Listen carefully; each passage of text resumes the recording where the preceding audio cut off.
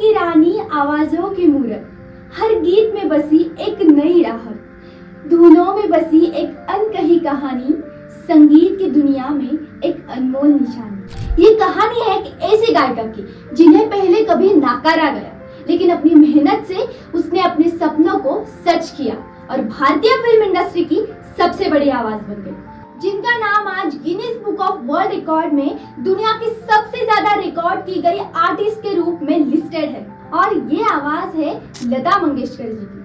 एक ऐसी लड़की जिसका नाम हेमा था, वो एक ऐसे परिवार में पैदा होती है जहाँ संगीत का गहरा रिश्ता था, लेकिन हेमा जी का नाम बदलकर बाद में लता रखा गया, जिन्हें आज हम लता मंगेशकर नाम से जानते हैं। उनके जो पिताजी थे दीनानाथ मंगेशकर, वो एक प्रसिद्ध मराठी और कोंकणी क्लासिकल सिंगर थे जो कि बच्चों को गाना सिखाया करते थे। अब लता मंगेशकर जी का संगीत का सफर कैसे शुरू हुआ, आइए जानते हैं। जब कभी उनके पिताजी बच्चों को गाना सिखाया करते थे तो लता जी उन्हें देखा करती थी। एक दिन जब उनके पिताजी बच्चों को गाना सिखा रहे थे तो उन्हें कुछ काम आया और वो कुछ काम से बाहर चले गए। अब लता जी उस बच्चे के पास गई जो गाने की प्रैक्टिस कर रहा था और उसे ये कहा, ये ऐसा नहीं ऐसा है, गा के मैंने बताया। पीछे से मेरे पिताजी आ गए और उन्होंने सुन के उन्होंने मेरी मदर को बुला के कहा कि देखो हमारे घर में तो एक अच्छा गवैया है, हमने कभी ध्यान ही नहीं दिया। और शुरू हुई संगीत की ये कहानी। लता जी ने सिर्फ 5 साल की उम्र में ही अपने पिताजी से गाना सीखना शुरू किया था।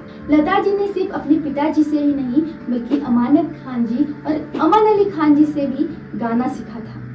उन्होंने खुद कहा था कि लता जी के पास भगवान की देन है, वो किसी भी राग को आसानी से सीख लेती थी। लेकिन लता जी की लाइफ में एक मुश्किल वक्त आता है। जब वो 13 साल की थी तो उनके पिताजी की हार्ट डिसीज की वजह से डेथ हो जाती है। अब लता जी घर में सबसे बड़ी थी तो घर की जिम्मेदारी लता जी पर आ गई, जिसके चलते उन्हें कभी स्कूल जाने का मौका नहीं मिला। अब जो मास्टर विनायक जी जो थे वो उनके पिताजी के अच्छे दोस्त थे, जो कि एक डायरेक्टर और फिल्म कंपनी के मालिक थे। उन्होंने सबसे पहले लता जी को काम दिया और लता जी का करियर 13 साल की उम्र में शुरू हो गया। लेकिन यू नो व्हाट, उनका करियर एक्टिंग से शुरू हुआ। उन्होंने अपने संगीत की शुरुआत एक्टिंग से की।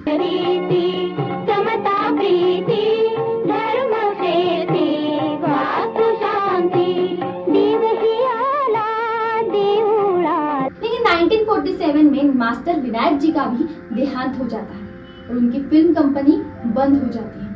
असली मोड़ तो तब आया जब उनकी मुलाकात होती है गुलाम हैदर साहब से। गुलाम हैदर साहब ने लता जी के टैलेंट को पहचाना और फिल्म इंडस्ट्री के बड़े से बड़े प्रोड्यूसर और म्यूजिक कंपोजर से मिलाया। उनमें सबसे बड़ा नाम था शशाधर मुखर्जी का। वो फिल्म इंडस्ट्री का सबसे बड़ा नाम था। उन्होंने जब पहली बार लता मंगेशकर जी की आवाज सुनी तो उन्होंने उन्हें मना कर दिया, ये कहते हुए कि उनकी आवाज बहुत पतली है। क्या आप यकीन कर सकते हैं, उन्होंने लता जी को रिजेक्ट कर दिया। हैदर साहब वही थे, उन्हें बहुत गुस्सा आया और उन्होंने कहा कि आने वाले सालों में लता जी की आवाज सबकी जुबान पर हो। और फ्रेंड्स, यही हुआ। 1948, यकीन मानिए ये वही समय था जब सब कुछ बदल गया। मजदूर फिल्म में लता जी ने अपना पहला प्लेबैक सॉन्ग गाया। लेकिन रुकिए, ये तो बस शुरुआत थी। अगले ही साल लता जी ने महल फिल्म में अपना ये वाला सॉन्ग गाया। आएगा, आएगा, आएगा, आएगा, आएगा आने वाला, आएगा, आएगा आने वाला। इस गाने को रिकॉर्ड करने में लता जी को लगभग 20 से 25 टेक्स लगे थे, लेकिन उन्होंने इस गाने को इतनी परफेक्शन से और इतनी खूबसूरती से गाया कि ये गाना एक हिस्टोरिकल सॉन्ग बन गया। और फिर क्या था, लता जी की आवाज बॉलीवुड का एक अहम हिस्सा बन गई।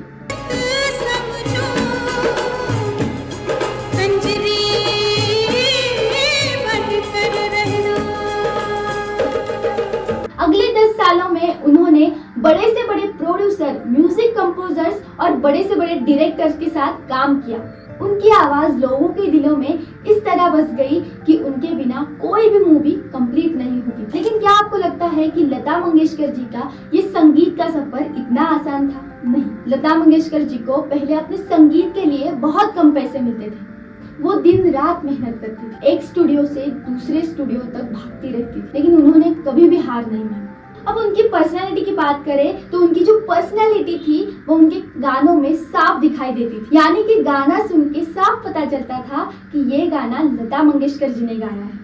लेकिन ट्विस्ट तब आता है जब उनके करियर की कंट्रोवर्सी होना शुरू होती है। ये कंट्रोवर्सी ये थी, म्यूजिक कंपोजर एस.डी. बर्मन ने कहा कि लता जी का करियर किसी और ने नहीं तो म्यूजिक कंपोजर्स ने बनाया है। ये सुन के लता जी को बहुत बुरा लगा। लता जी ने इसके खिलाफ आवाज उठाई और कहा कि किसी भी म्यूजिक इंडस्ट्री में एक सिंगर का हक उसकी मेहनत और आवाज से बना रहता है। उसके बाद लता जी के लाइफ में एक टर्निंग पॉइंट आया जब उन्होंने 1962 में पैट्रियोटिक सॉन्ग ए मेरे वतन के लोगों गाया। ये गाना देश के पीएम जवाहरलाल नेहरू को इतना प्रभावित कर गया कि उनके आंखों से आंसू आ गए। हाथ पकड़ के वो जल्दी जल्दी मुझे लेके गए बाहर। पंडित जी खड़े थे और उनके पास में ही मिसेस गांधी, इंदिरा गांधी का, तो मुझे जाके ले गए और कहने लगे, देखा ये है हमारी लता, कैसा गाया उसने। तब मुझे पंडित जी ने कहा कि बेटा तुमने मुझे आज रुला दिया, घर कब आ रही हो, शाम को आ रही हो ना, मतलब उनके यहाँ चाय पे बुलाया था। तो सारा ही मतलब अलग ही एक समा था। की तारीफ भी की। उसके बाद लता मंगेशकर जी को 1969 में पद्म भूषण अवार्ड दिया गया। अब 1974 में रॉयल एल्बर्ट हॉल में लता जी ने अपना पहला परफॉर्मेंस दिया। वो पहली इंडियन आर्टिस्ट थी जिन्होंने वहां पर परफॉर्म किया था। आप सोच सकते हैं कि भारत का संगीत वहां भी गूंजेगा। इस दौरान लता जी ने अपने कई फेमस सॉन्ग गाए, जिनमें अजीब दास्ता है ये, आज फिर जीने की तमन्ना है, होठों पे ऐसी बात और लग जा गई, जो गाने आज हम सुनते भी हैं और गाते भी हैं। आप जानते हैं कि लता जी ने कभी शादी नहीं की। उन्होंने अपनी पूरी जिंदगी संगीत को समर्पित कर दी। उनका कहना था कि उनका पहला प्यार संगीत है और उन्होंने कभी शादी के बारे में सोचा ही नहीं। अब सबसे इंटरेस्टिंग बात यह है कि लता जी का कनेक्शन इंडियन क्रिकेट से भी था। कैसे? 1983 में जब इंडिया ने पहला वर्ल्ड कप जीता तो बीसीसीआई के पास क्रिकेटर्स को देने के लिए प्राइज मनी नहीं थी, तो उन्होंने लता मंगेशकर जी का कॉन्सर्ट किया और उस कॉन्सर्ट से इतना पैसा इकट्ठा हुआ कि उन्होंने सब क्रिकेटर को 1-1 लाख रुपए इनाम में दिए। लेकिन इस बात का लता जी ने कभी जिक्र तक नहीं किया। यही थी लता मंगेशकर जी की महानता।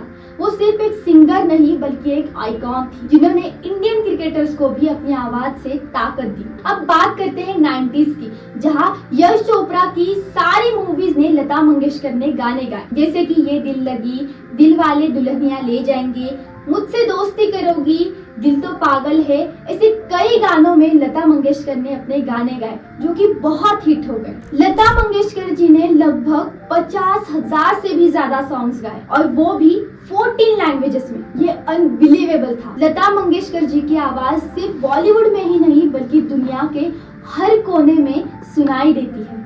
आपको लता मंगेशकर जी की ये कहानी कैसी लगी हमें कमेंट में जरूर बताएं और ऐसे ही इंटरेस्टिंग स्टोरीज के लिए हमारे चैनल को अभी सब्सक्राइब करें, क्योंकि इंफॉर्मेशन का तड़का और एंटरटेनमेंट का मजा दोनों एक साथ सिर्फ स्पार्क इन पर।